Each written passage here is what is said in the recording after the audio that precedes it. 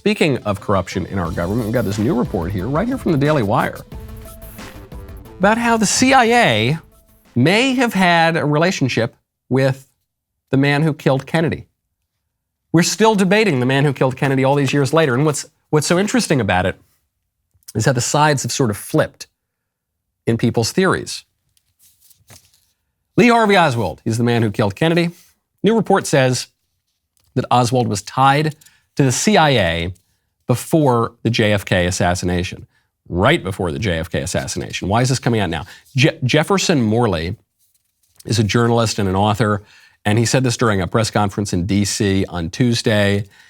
This is less than 2 weeks before the December 15th deadline to release still classified records related to the JFK assassination. So even now, 60, 70 years later, I guess about 60 years later, we've got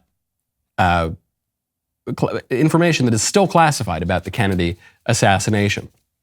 And Morley, who's this journalist, says, quote, "What the CIA is hiding is what they've always hidden, which is their sources and methods as they relate to Lee Harvey Oswald.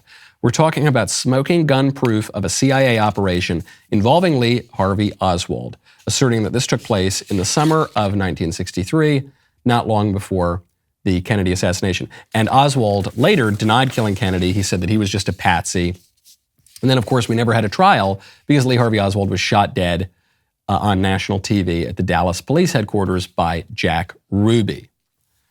Now, the story's always been that Lee Harvey Oswald acted alone, only one gunman, government didn't know anything, government didn't do anything. Conspiracy theories have always swirled around. I don't use that term derisively. As we know these days, the difference between a conspiracy theory and the truth is about 3 to 6 months. But I just mention it because they are theories about potential conspiracies involving the communists, involving the mob, involving the government, involving all sorts of people, involving LBJ, and there are all sorts of theories about this.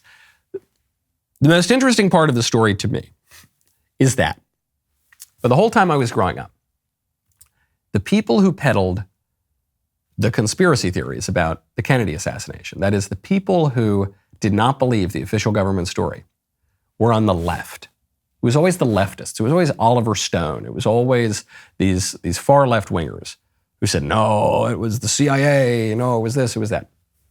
The people on the right generally accepted the government story and said, no, look, the guy was a communist and a communist went out and killed Kennedy, and that's that. It's a simple case.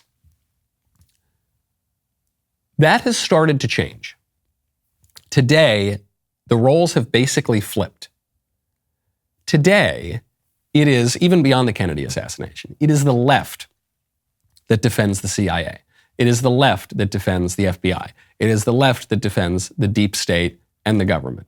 It is the right that is very skeptical of all of those organizations. It is the right that is skeptical of all of those institutions. What does this represent? Well, it just represents in the perception, the popular perception. 20, 30 years ago, there was this perception that the Republicans were kind of the establishment. I'm not saying that was true. I'm just saying that was the perception. Today, it is firmly established in the minds of everybody. The libs control all those institutions. The libs control the government and the deep state and all the rest of it. And the libs lie through those institutions constantly. And the conservatives are realizing this. The conservatives saw this right up close during COVID. The conservatives saw this right up close during the FBI scam, the Russia hoax.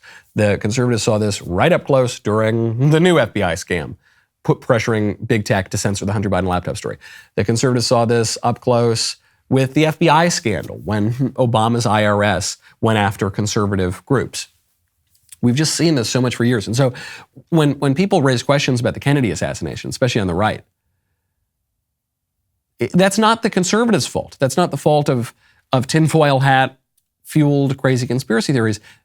It's the fault of the deep state. It's the fault of those institutions. It's the fault of the left, which has wielded them in a very corrupt way. Speaking of John Kennedy, a different John Kennedy, Senator John Kennedy, has a manifesto for conservatives, a clip that just went viral a few days ago. These woke, high IQ, stupid people, they're easy to recognize. They hate George Washington. They hate Thomas Jefferson. They hate Dr. Zeus and they hate Mr. Potato Head. These woke, high IQ, stupid people, they walk around with Ziploc bags of kale that they can eat to give them energy. Now, if you want to eat kale, that's up to you. I don't eat kale. You know why? Because kale tastes to me like I'd rather be fat. And these high IQ stupid people, the wokers in charge in Washington, D.C., the berserk wing of the Democratic Party, they hyperventilate on their yoga mats if you use the wrong pronoun. They're all over Washington, D.C. Hear, hear. I adore this bit. I absolutely adore this stump speech from John Kennedy. It's not the most specific one. Well, it is specific in the details of the jokes he's making. But I just love this idea of going after the high IQ stupid people in this really clunky comedic way. Because John Kennedy is an extremely intelligent and extremely educated man. This guy has degrees from Vanderbilt, UVA, and Magdalen College, Oxford in the United Kingdom. This guy is very, very educated. And he comes out and he talks like Foghorn Leghorn. And really, the comparison that I see here is with Norm Macdonald. Norm Macdonald, also brilliant, brilliant guy, not particularly educated, self-educated, but brilliant, extraordinarily intelligent guy, who would play kind of a dummy. They'd say, well, you know, man, I'm not really a smart guy, you know, or anything like that, but everything what they say, and then he would just hit you with something that was so sharp and incisive and would destroy the pretensions of our supposedly genius betters who run the world. The thing that conservatives have to do, well, one, what it embodies is a kind of humility where we don't need to always seem like the fanciest people in the world, and we believe in all the really fashionable theories, and we're taken very seriously at all the cocktail parties and all these nice fancy apartments in New York. And no, we got to forget about that. There's a kind of humility that says, no, I'd rather be with truck drivers than with the Dr. Fauci's of the world. The truck drivers actually understand the world better. Okay, and I know that's not how it's presented in the popular culture, but it is the case. Fauci, wrong about everything. Truckers, right about a lot of things. Maybe not everything, but a lot of things. Okay, that's just the way that it works. Roger Scruton said that the job of a conservative intellectual is to articulate things that ordinary people understand intuitively. That's the job. It's kind of a nice job, a pretty easy job, because normal people kind of get it, and it's just the self-styled intellectual elite of our ruling class that don't understand these sorts of things. What conservatives have to do is awaken people from the intellectual trance of our idiotic elite, because there are a lot of people, especially young people, especially people in college and high school, and where all of the elite leftists are really preying on them and trying to warp their minds, who they want to be the smart people. They say, well, all the people in the fancy lab coats, all the people with the fancy neckties, they're all on the left. And we need to awaken people to that and point out that these are high IQ, stupid people.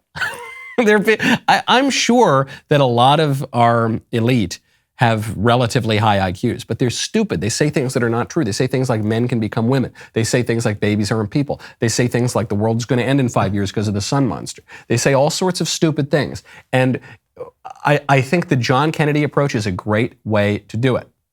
We'll say, y'all hear about this? I don't want to eat kale, because kale, when I taste it, it makes me want to be fat. It's a great bit. The rest of the show continues now. You do not want to miss it. If you're not a member, click the link in the description and join us.